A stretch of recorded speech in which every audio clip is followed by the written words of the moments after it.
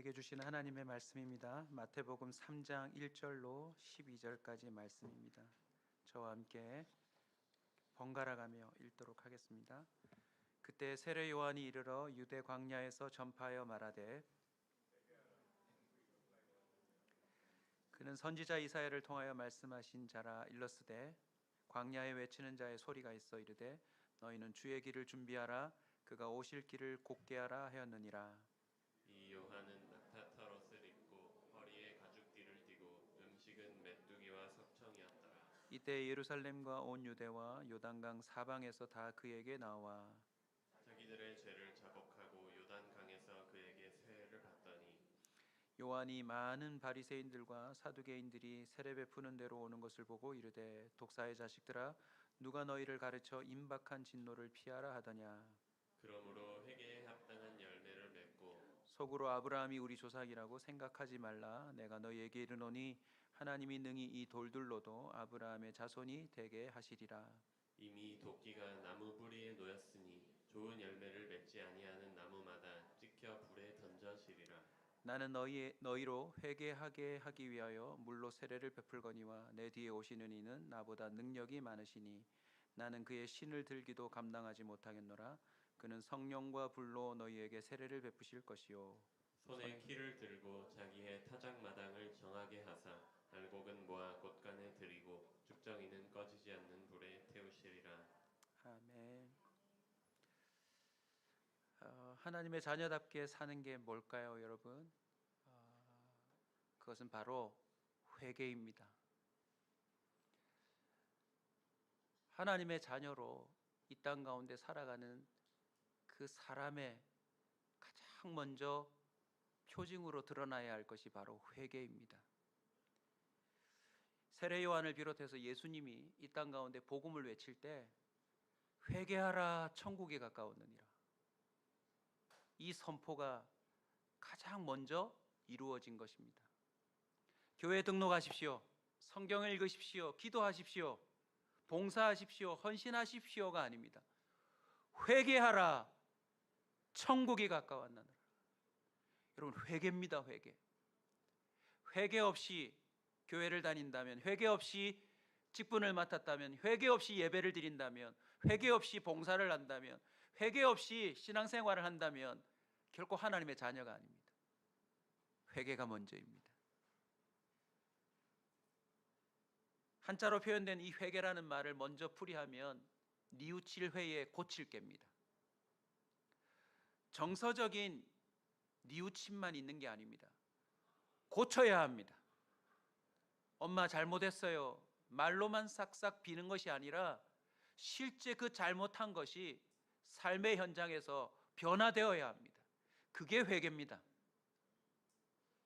구약 성경에 회개라고 등장하는 아주 좋은 예는요, 욥에게서 볼 수 있어요. 욥이 자녀를 잃고 모든 재산을 잃고 건강도 잃고 아내도 잃고 그 소용돌이치는 이 참 불행한 인생 가운데서 얼마나 하고 싶은 말이 많습니까? 이런 생각 저런 생각, 또 주변에서 이런 판단 저런 판단 가운데 쉽지 않은 여정을 통과한 후에 귀로만 듣던 하나님을 봐버렸어요. 그러자 이렇게 고백합니다. 욥기 42장 6절인데요. 그러므로 내가 스스로 거두어드리고 티끌과 재 가운데서 회개하나이다. 여러분, 회개는요 하나님을 대면하면서 나오는 겁니다. 하나님을 딱 대면하니까 자신이 회개해야 될 게 딱 드러났어요. 뭔지 아세요? 2절 3절을 보면 이렇습니다. 하나님은 무슨 계획이든지 이루시지 못할 분이 아니다. 자녀를 가져가는 것도, 재산을 가져가시는 것도, 건강을 잃어버리는 것도, 나는 왜, 무엇 때문에, 하나님 뭡니까? 라고 따지고 싶었지만 하나님에게는 그 어떤 이들과 상의하지 않고 일을 이루실 수 있는 주권이 있다는 걸 깨달아 버렸어요. 그리고는 3절에 이렇게 말합니다. 무지한 말로 이치를 가리는 자가 누구냐? 나는 깨닫지도 못한 일을 말하였고 스스로 알 수도 없고 헤아리기 어려운 일을 말하였나이다. 욥이 언급한 이 회개라는 단어의 그 의미가 뭔지 아세요, 여러분? 한숨 짓다, 슬퍼하다, 후회하다입니다. 하나님을 대면하면 한숨이 절로 나와요. 내가 말한 게 옳은 게 아니거든요. 하나님을 만나면 그냥 슬퍼요, 비통해요, 비참해요. 내가 옳은 줄 알았는데, 내가 이렇게 하는 게 마땅한 줄 알았는데 하나님 앞에서는 너무너무 부끄러운 일들이라는 사실을 깨닫게 되더라는 거죠. 시편 기자가 말한 회개라는 단어는 시편 7편 12절에 나오는데요, 돌아가다, 되돌아오다 라는 뜻이에요. 한숨 짓고 슬퍼하며 하나님 앞으로 다시 돌이키는 것이 회개라고 하는 의미를 표현하고 있는 거죠. 신약에 등장하는 회개라는 말들도 내면의 변화로부터 출발하여 실제적인 행동으로의 변화를 의미합니다. 여러분, 회개는요, 그냥 뉘우치는 것으로 끝나면 안 돼요. 반드시 변화가 일어나야 합니다. 고쳐야 합니다. 고쳐져야 합니다. 그래서 하나님의 자녀에게 나타나는 이 회개는요, 알아볼 수 있어요. 이따 본문에도 다시 한번 등장할 텐데요, 회개한 사람은 눈에 보입니다. 오늘 본문을 보세요. 세례 요한이 독사의 자식들아, 많은 바리새인들과 사두개인들이 이 세례를 받으러 나오는 모습을 보고 얘기합니다. 독사의 자식들아, 누가 너희를 가르쳐 임박한 진노를 피하라 하더냐. 여러분, 이 독사의 자식들이란 표현을 잘 묵상하셔야 합니다. 감정적인 비난이 아니에요. 야, 너 같은 놈이 어떻게, 이게 아니에요. 독사라고 하면 고대나 지금이나 동일합니다. 악의 상징이에요. 자식들아라고 표현한 건 그 독사의 성질을 그대로 이어받았다는 걸 의미합니다. 바리새인과 서기관들 겉으로 보기에는 의롭고 잘 사는 것처럼 보이지만 단순히 감정적인 비난으로 세례 요한과 예수님이 말한 게 아니라 냉정하게 실체를 깨우쳐 준 겁니다. 넌 지금 하나님의 자녀여야 하는데 독사의 성질을 이어받아 그대로 살고 있다라고. 에덴 동산에서도 뱀이 등장하죠. 사탄의 특징이 뭡니까? 교묘하게 하나님을 저버리는 것입니다. 내가 잘되고 내가 더 높아지고 성공하다라고 하는 그 방향성을 제시함으로 하나님의 말씀을 슬쩍 떠나게 만드는 것입니다. 아주 정면적으로 주님을 대면하고 반대하는 게 아니에요. 이단이 그러하듯 처음엔 말씀으로 시작하는 것 같은데 은근히 그 안에는 교만이 있어요. 자기 꼼수가 있어요. 자기 잘됨이 있어요. 그리고 더 충격적인 건요, 여자가 그러했듯 아무런 회개가 없이 가까운 사람에게 그걸 권면합니다. 분명히 하나님의 말씀이 선포되었음에도 불구하고 어느 순간 그 말씀을 은근슬쩍 위배하고 살아가는 삶을 살더라는 거죠. 누구보다 서기관 바리새인들은 말씀을 붙들고 살았지만 예수님이 딱 등장하셔서 그들을 대면하자 그들은 하나님의 자녀가 아니라 독사의 자식들이었어요. 여러분, 오늘 이 시대에도 독사의 자식들이 얼마나 많은지 모릅니다. 교회를 장악하고 교회 가운데 은근슬쩍 들어와서 곳곳에서 하나님 자녀인 것처럼 살아가지만 전혀 주님 보시기에는 하나님의 자녀가 아닌 사람들이 있어요. 혹시 내가 아닐까요? 오늘 하나님 자녀답게 살아가는 이 삶의 모습을 회개를 통하여 발견하신다면 독사의 자식을 벗어날 수 있습니다. 회개는요, 두 가지 측면이 있어요. 첫 번째는 거듭남의 회개입니다. 거듭남의 회개, 중생의 회개라고도 합니다. 예수 그리스도의 복음 앞에 무릎 꿇는 걸 의미해요. 6절을 보십시오. 자기들의 죄를 자복하고 요단강에서 세례를 받았다라고 하는 것이 무엇입니까? 여러분, 자복한다는 건 인정을 말하는 거예요. 세례를 받는다는 건 내 힘으로 이걸 씻을 수 없다는 뜻이에요.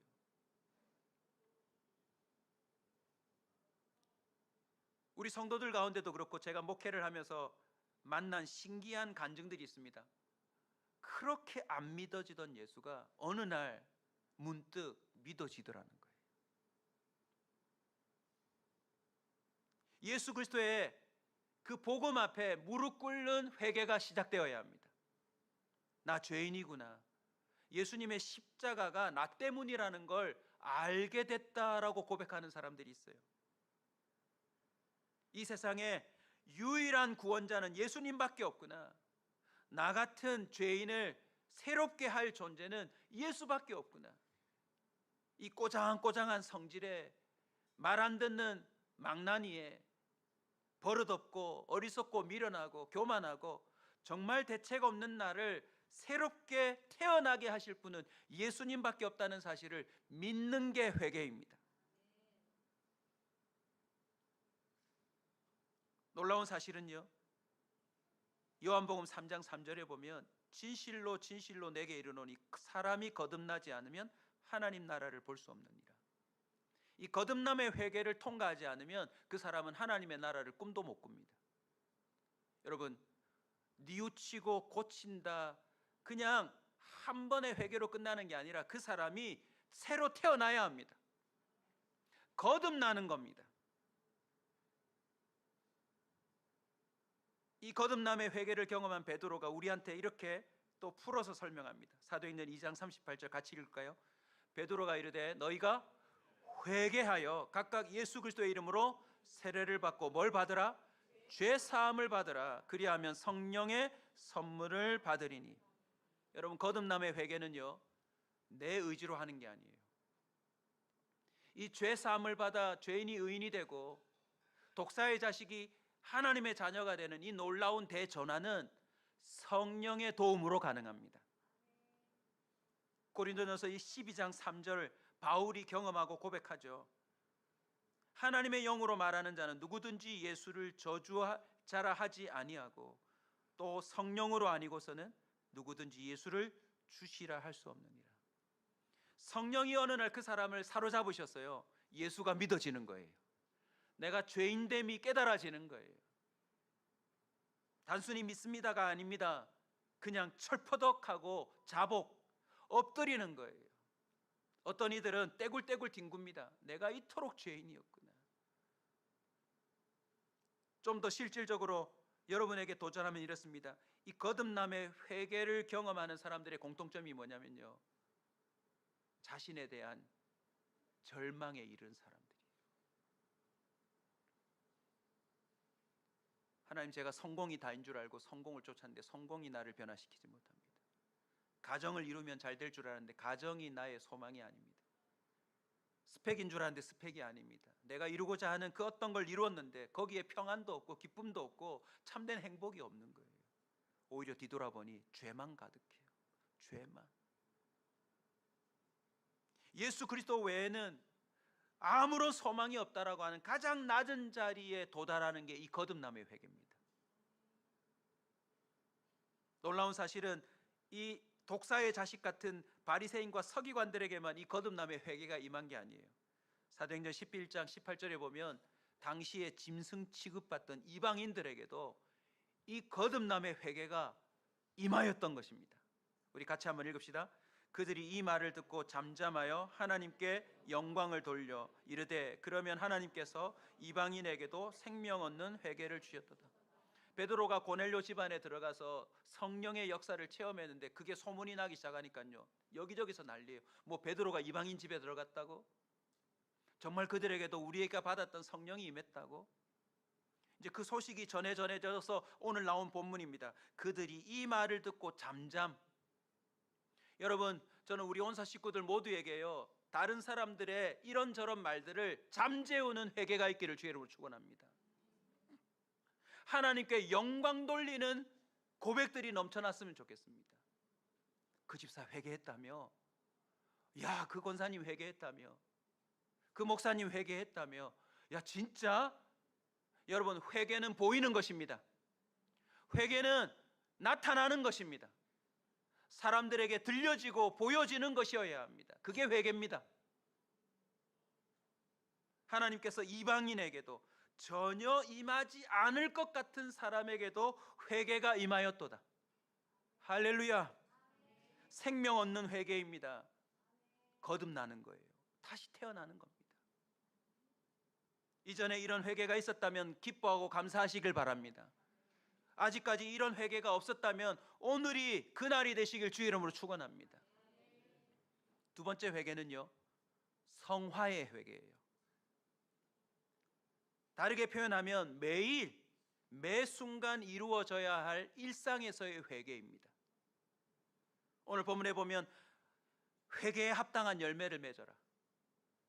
여러분, 드라마틱하게 회개하는 경우들이 있어요. 수련회 때 뒤집어지고, 오늘 일부 때도요, 정말 성령이 강하게 역사하셔서 첫 찬송 부를 때부터 눈물을 멈추지 못하는 성도들이 있었습니다. 저도 마찬가지고요. 예배 시작하는데 눈물이 터져서 사회를 이어갈 수 없는 강력한 성령의 역사가 일부 때 있었어요. 드라마틱하게 여러분의 삶 가운데 회개가 있었을 겁니다. 어느 날 어느 시점 도저히 부인할 수 없는 회개의 날이 있었을 거예요. 그런데 중요한 게 있어요.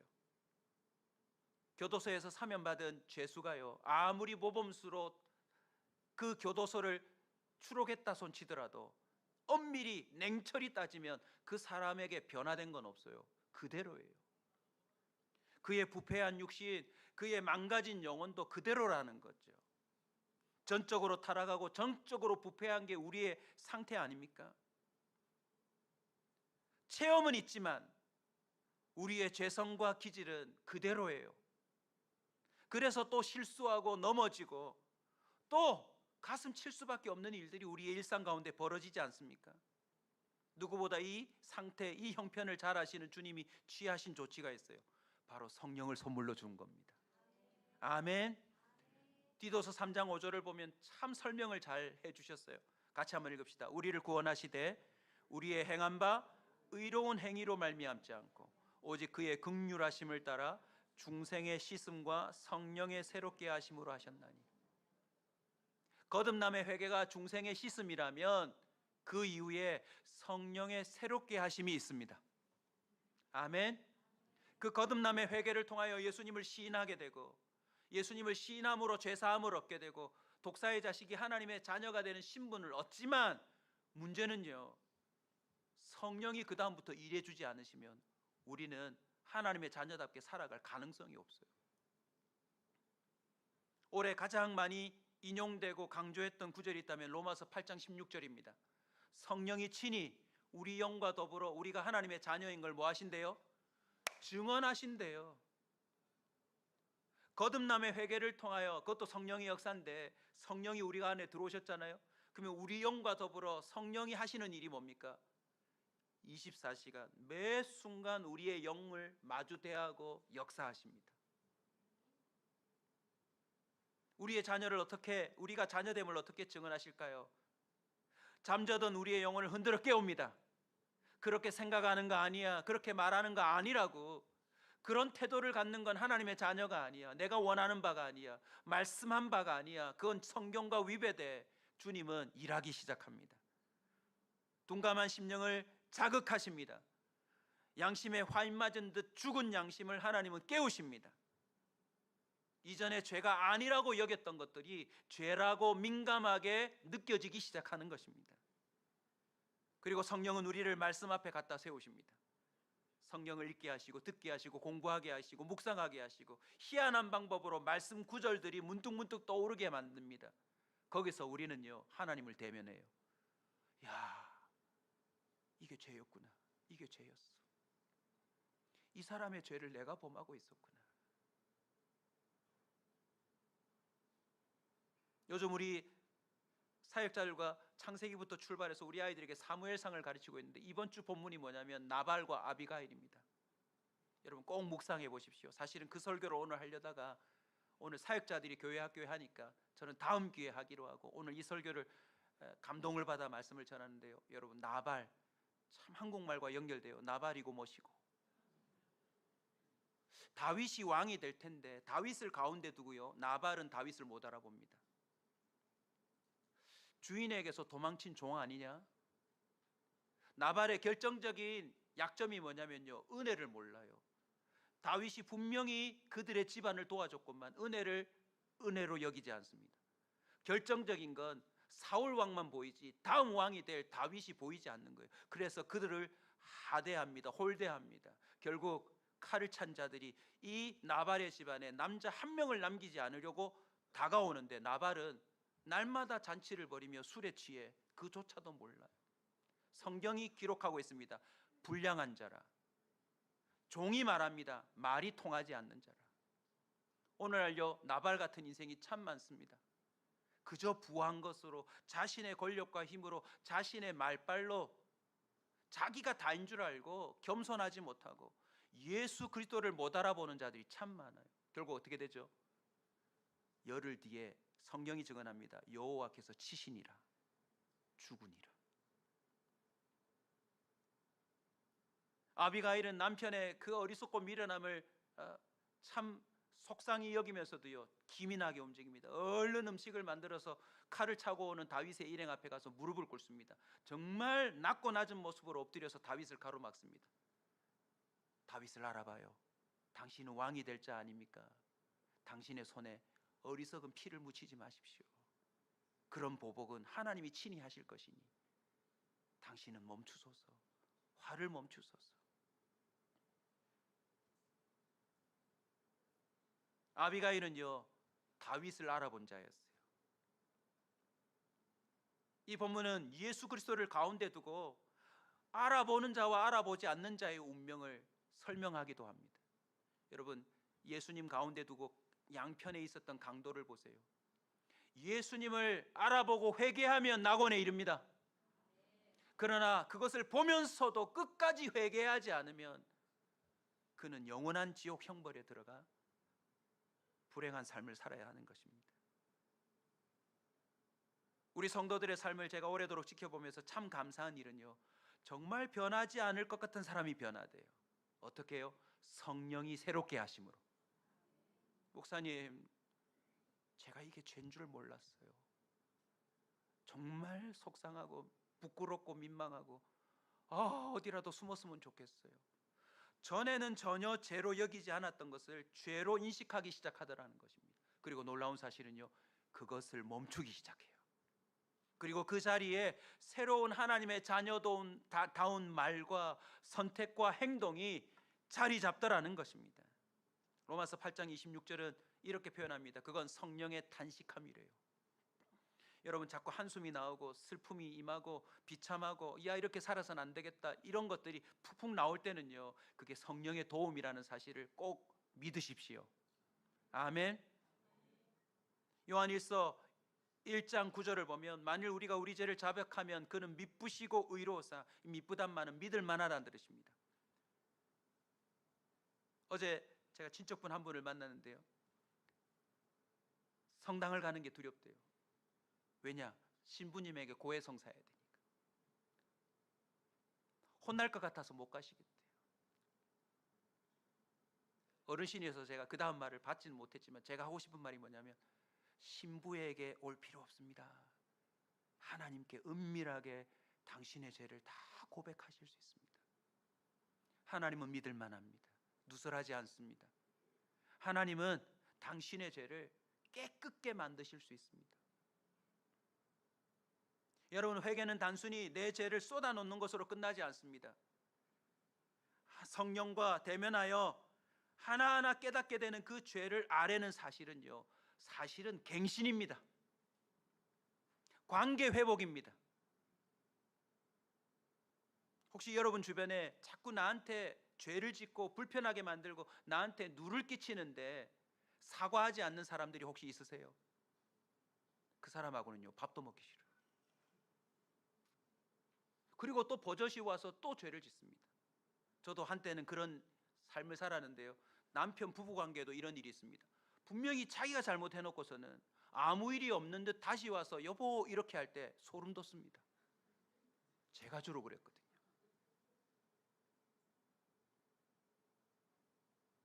아니, 그 문제에 대하여 사과도 하고 그 문제를 풀고 나서 밥을 먹어야 되는데 자기 혼자서 마음 다 추스리고 해결했다고 와서 사과 한마디 없이 다음 단계로 넘어가려는 인생들이 있어요. 여러분, 사람이 그래도 우리는 꼴도 보기 싫습니다. 여러분, 결정적인 오늘 우리 교회 모든 성도들이 함께 순종해야 될 일이 있습니다. 여러분, 어제 저녁에 회개하셨어요? 금요일 날 회개하셨어요? 목요일 날 회개하셨어요?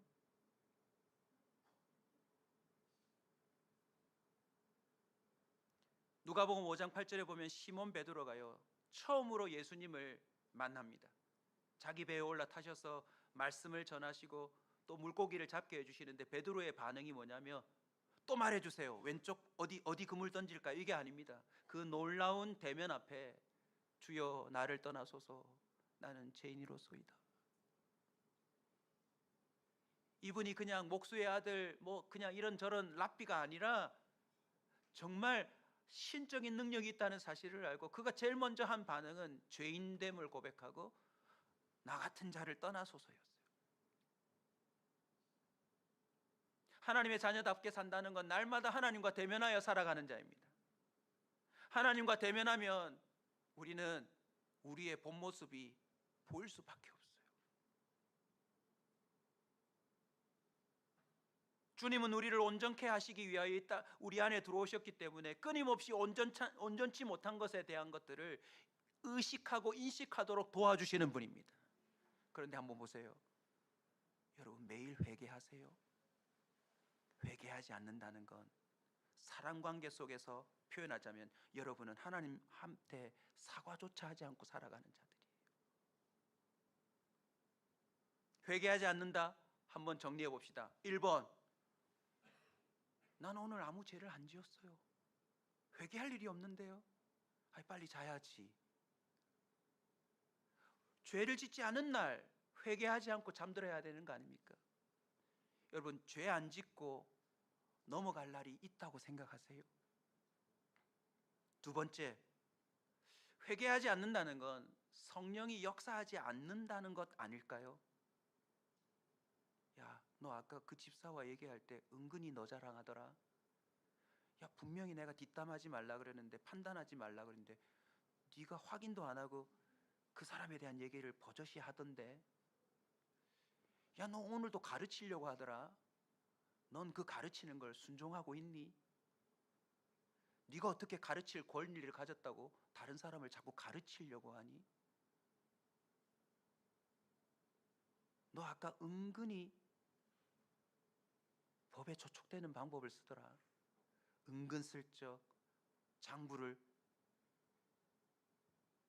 영수증을 은근히 불법을 행하려고 하더라. 여러분 내 속에 계시는 성령이 그것을 전혀 지적하거나 깨닫게 해주지 않는다면 성령이 없는 거 아닙니까? 마지막 세 번째요. 저는 믿습니다. 이 세 번째라고 생각해요. 저와 여러분 속에 성령이 계십니다. 우리는 매일 죄를 짓습니다. 성령이 역사하지 않는 게 아닙니다. 우리는 매일 성령을 무시하고 가볍게 여기고 의식하지 않고 멸시하고 넘어갑니다.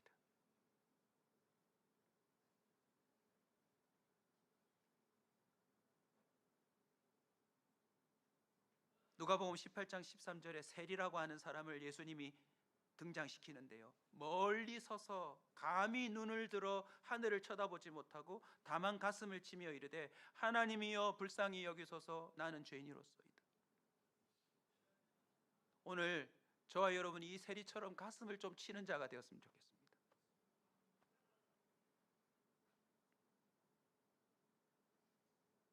세리는 그 당시로 치면 많은 부를 얻으며 조화라 했을 거 아닙니까? 이거 완전히 지금 황금알을 낳는 뭔가를 얻은 거예요. 세리를 그만두지 않는 이상은 계속 수익이 나는 삶입니다. 그런데 깨달아지는 거예요. 이렇게 살아서는 안 된다. 이렇게 살아서는 안 된다. 이렇게 살아서는 안 된다. 민족에게 죄를 짓는 것이기도 하지만 하나님 앞에 자신이 너무너무 비참하고 초라한 거예요. 저는 간혹 거울 앞에 서서도 하나님을 대면한 게 아니라 그냥 제 얼굴을 보면서 제 모습을 보면서 한탄할 때 있습니다. 네가 목사냐? 이러고도 네가 목사냐? 너의 이런 생각과 너의 이런 감정과 너의 이런 은밀한 정서들을 네 성도들이 알면 널 목사로 인정해 줄까? 하물며 우리가 그토록 외치고 있는 복음 안에 거듭난 회개가 있다면 그 사람에겐 성령이 임하십니다. 성령은 그 사람 속에서 항상 함께 하십니다.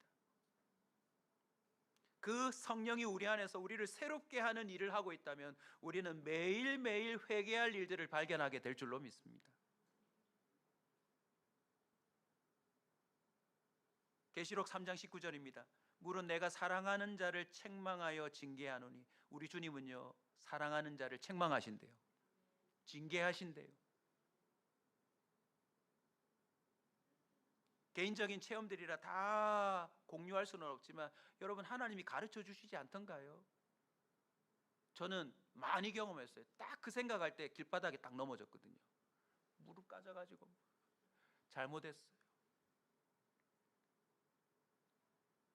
제 평생에 우리 어머니에게 도시락 때문에 한 번도 불평한 적이 없는데 고3 때 제가 어머니에게 몹쓸 맛을 하고 학교를 등교한 적이 있습니다. 아무리 생각을 해도 등교하는 가운데 내가 아니었어요. 내가 미쳤나 보다. 악한 영의 역사가 틀림없다고 확신할 만큼 내가 너무 눈을 부릅뜨고 우리 어머니에게, 그 고생하는 우리 어머니에게 반찬 투정을 하고 이게 뭐냐고 그냥 던지고 나와버렸어요. 도시락도 안 가지고. 하루 종일 찜찜했어요. 그날 어떻게 된 줄 아세요? 그날도 제가 좋아하는 축구를 열심히 하고 있는데 코너킥이 올라오는데 제가 달려가서 쫙 헤딩으로 이제 받으면 골이 들어갈 너무너무 좋은 각에 확신을 갖고 딱 하는데 저보다 키가 엄청 큰 친구가 수비수인데 제게 달려와서 공을 안 치고 제 몸을 쳐버렸어요. 제가 어떻게 됐을까요? 나는 골이라 생각하고 딱 가는데 제 몸이 절로 날아갔는데 이 왼손이 제 팔 뒤로 들어가 버렸어요. 뚝 하고 소리가 났어요. 딱 꺼내는 순간 좀 징그럽지만 뼈가 툭 튀어나왔어요. 손목이 부러졌어요. 이 부러진 손을 들고 제가 제일 먼저 한 말이 뭘까요? 우리 엄마한테 대든 거 죄송해요. 완전한 사랑을 가지신 분이 일일이 우리의 잘못에 대해서 이런 식으로 반응하는 분은 아니지만 저는 그날 뼈 부러진 손을 보자마자 외쳤습니다. 부모에게 대든 건 용서해 주세요.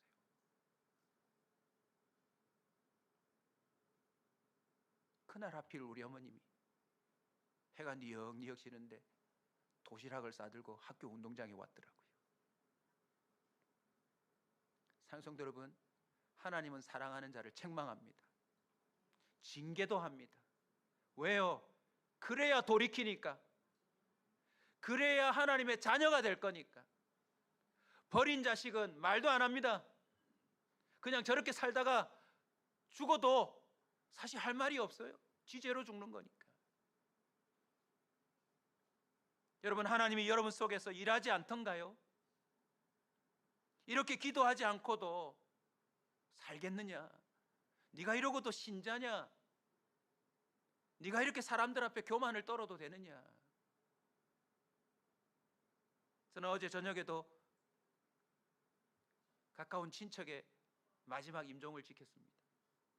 장례를 지켰어요. 옛날 사진을 보는데 이야, 순식간에 세월이 지나가는구나. 말씀을 준비하는 가운데 우연치 않게 또 스쳐 지나가는 기사를 하나 봤습니다. 한 여자분이 투신을 했는데 지나가는 50대, 60대 남성이 그 투신하는 여자분에 깔려 죽었더만요. 저와 여러분의 숨은 언제 끊어질지 몰라요, 여러분. 살아 숨 쉴 때 우리는 진정한 하나님 자녀다운 회개의 삶을 살고 있어야 합니다. 아멘. 오늘도 이 말씀이 여러분의 가슴을 흔들어 깨우고 무너뜨리고 찢고 돌이키게 하는 결정타가 되어야 합니다. 오늘날 유튜브를 비롯해서 전 세계에 얼마나 강력한 메시지들이 넘치는데 과연 그 말씀을 듣고 좋아요 누르는 게 아니라, 이 말씀은 어떻다 저렇다 평가하는 게 아니라 그 말씀 스쳐 지나가는 말 한마디에 주의 음성이다 하고 그냥 그것을 멈추고 하염없는 눈물과 가슴침과 떼굴떼굴 구르며 주님, 주님이 날 이토록 사랑하셨는데 전 주님을 사랑하지 않고 살았습니다. 그렇게 회개할 사람이 과연 몇 명이나 될까요? 저는 저와 여러분이 그 사람이 되시길 소원합니다. 마태복음 11장 20절을 보면요, 예수님의 답답함이 나와요. 예수께서 권능을 가장 많이 행하신 고을들이 회개하지 아니하므로 그때 책망하시되. 저는 우리 성도들을 다 알지는 못하지만 여러분의 삶을 조금 지켜보니까요, 하나님의 흔적이 다 있어요. 하나님을 부인할 수 없을 만큼 여러분의 인생에 개입하신 은혜들이 있더라고요. 그런데 어느새 그 은혜를 잊어버리고 또 자기 갈 길을 살아요.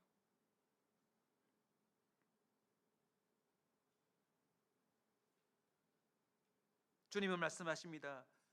열심을 내라, 회개하라. 우리 온사 식구들은요, 온전함을 위하여 회개에 열심을 내야 합니다. 공부 잘하는 사람들 제가 봤거든요. 청소년 사역하면서. 간단해요. 걔들은 오답 노트가 있어요. 오답 노트. 공부 못하는 아이들의 특징이 있습니다. 아싸, 이거 맞았다. 답도 모르고 적었는데 맞은 걸 무척 기뻐해요. 그리고 다음에도 그걸 기대합니다. 공부 잘하는 아이들은요, 자기가 맞춘 건 이미 아는 거고, 내가 왜 이거 틀렸지? 내가 왜 이걸 몰랐을까, 놓쳤을까를 노트를 만들어서 다음번엔 틀리지 않겠다라고 덤벼들어요. 온전한 그리스도인이요, 하나님의 자녀들의 특징이 뭔지 아세요? 내가 똑같은 죄를 반복하지 않으리라. 내가 다시는 이런 어리석은 삶을 살지 않으리라. 물론 내 노력과 의지가 그것을 이룰 수는 없지만 하나님 앞에 주님, 내가 이러고 살 수는 없습니다. 내가 이렇게 살다가 끝날 수는 없습니다라고 하는 간절한 부르짖음으로 그 오답 노트를 펼쳐놓고 주님, 이거 해결해 주세요라고 부르짖게 되어 있습니다. 저는 우리 교회에 있는 음란이 오늘 끝나길 바랍니다. 저는 우리 교회에 있는 거짓이 오늘 끝나기를 바랍니다. 우리 교회 안에 은근히 서로를 판단하고 정죄하는 평가들이 끝나기를 바랍니다. 불순종이 끝나기를 바랍니다. 교만이 끝나기를 바랍니다. 민망하지만 저희 집 얘기를 좀 하겠습니다. 저희 집사람하고 저하고 점점 사랑이 완성되고 있습니다. 안 믿으시는데 진짜입니다. 뭘로 알 수 있느냐? 계속 미안한 마음이 들어요. 살면 살수록 미안한 마음이 들어요. 전에는 네가 잘났니 내가 잘났니, 당신은 남편 말을 들어야지, 고집 피우는 게 나였는데, 그 사랑이 깊어지면 깊어질수록 내가 얼마나 부족한 남편이고 내가 얼마나 잘못 살았는지, 그리고 더 막막한 건요, 앞으로도 더 잘 살 거라는 자신감이 없어요. 하나님의 은혜 외에는 답이 없어요.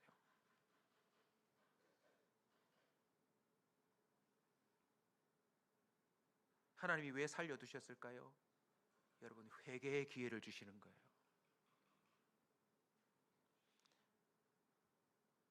누가복음 3장 19절에 보면 분봉한 헤롯이 나오는데요, 세례 요한이 오늘 본문을 통하여 딱 외치고, 분봉한 헤롯은요, 아예 딱 타겟을 정해서, 야, 너 회개해.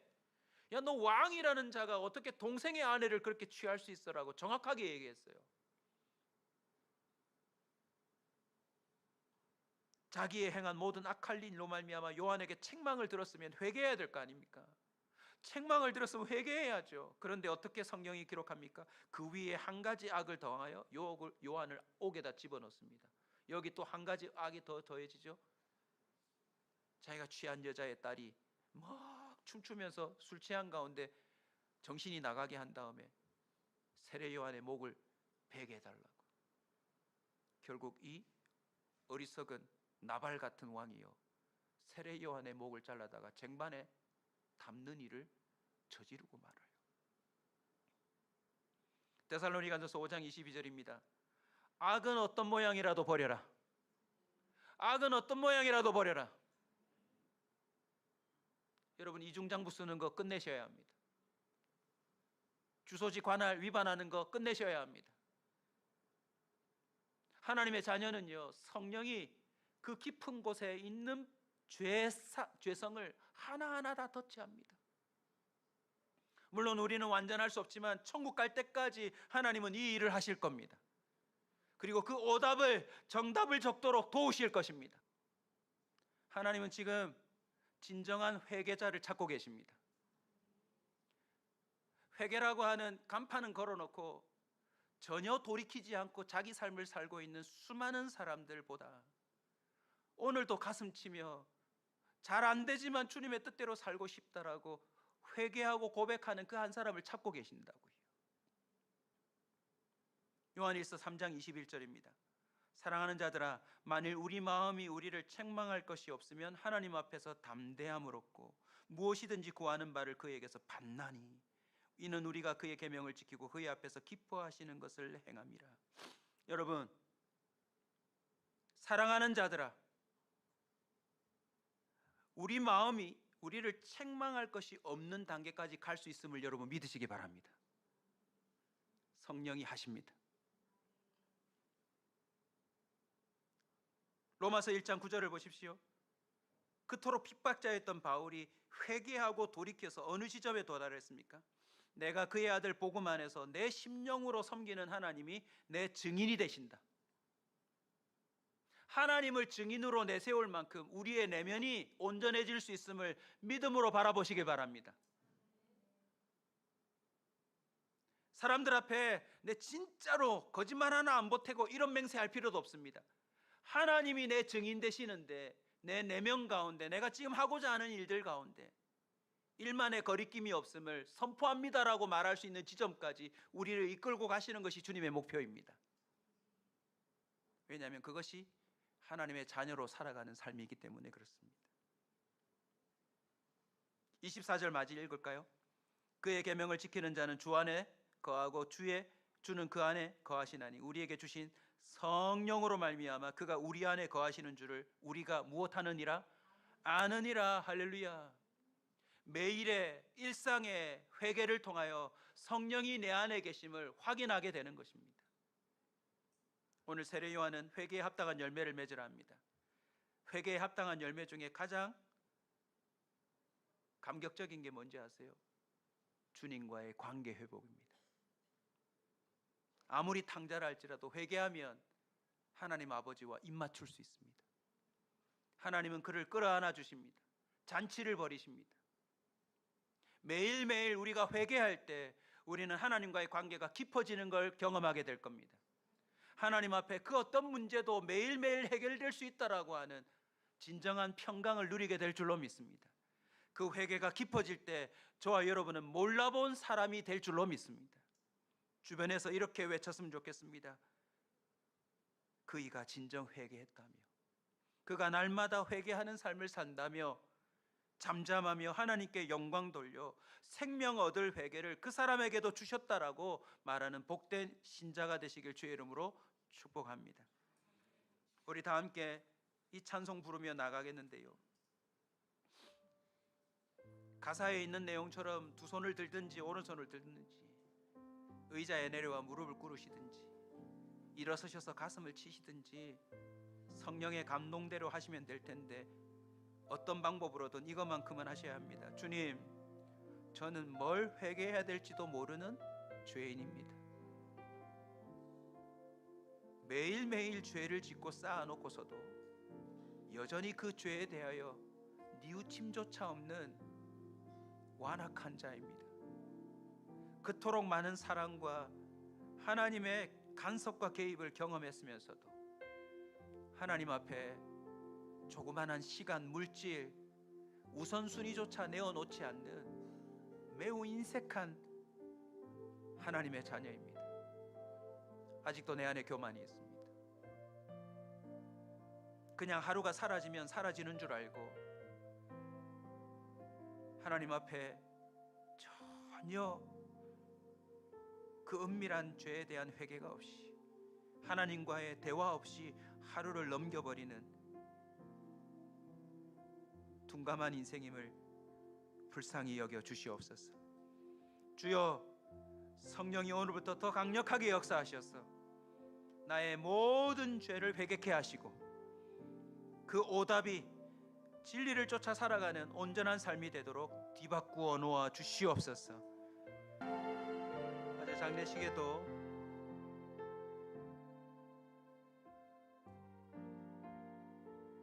회개하는 자의 목소리를 들었습니다. 살아생전에 그 어머니와 식사하지 못한 게 너무 후회된다. 어머니께 더 잘해드렸어야 되는데 그걸 하지 못한 게 가슴 아프다는 장손의 이야기를 들었습니다. 우리가 늘 그렇듯 잃어버리고 나서야, 지나치고 나서야 깨닫는 것이 우리 일지인데, 성령은 그 기회를 놓치지 않도록 우리를 도우시는 분이십니다. 하나님이 우리에게 주신 은혜가 얼마입니까? 그 은혜에 마땅한 반응을 하고 살게 하여 주시옵소서.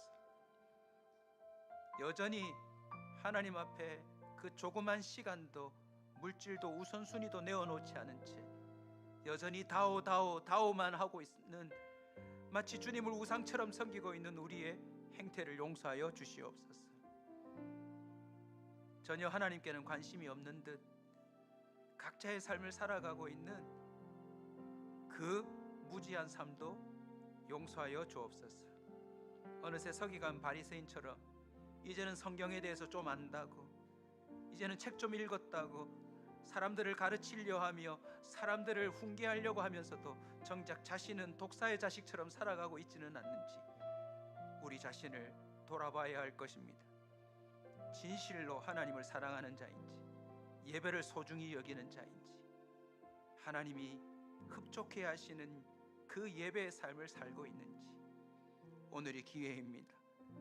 주여, 성령께서 한 사람 한 사람에게 성령의 터치하심으로 회개하게 하여 주시옵소서. 우리 주여 한번 부르짖고 기도하겠습니다. 한 번 더 기도합시다. 계시록 2장 16절입니다. 그러므로 회개하라. 그리하지 아니하면 내가 내게 속히 가서 내 입의 검으로 그들과 싸우리라. 첫사랑을 잃어버린 교회를 향하여서도 명령하셨고, 회개하지 않으면 촛대가 옮겨진다 했습니다.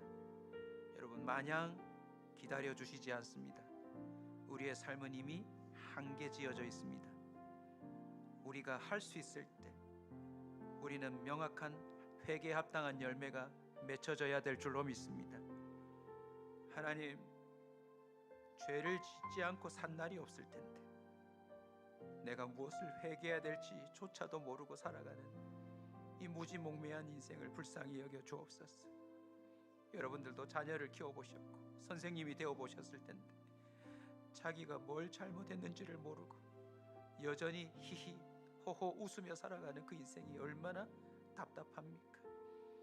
성령께서 오늘 이 예배를 통하여 우리를 살리려 하십니다. 너는 하나님의 자녀다 라고 깨우쳐 주심인 줄로 믿습니다. 이번 한 주만도 뒤돌아보십시오. 하나님을 하나님답게 섬기지 못한 것이 가장 큰 죄입니다. 하나님을 믿지 않은 게 가장 큰 죄입니다. 하나님을 믿지 못하고 살아가는데 온전히 하나님을 전적으로 믿는 자가 되도록 한 번 더 주님 앞에 간구하고 그 불신의 죄를 회개하십시다. 기도합니다.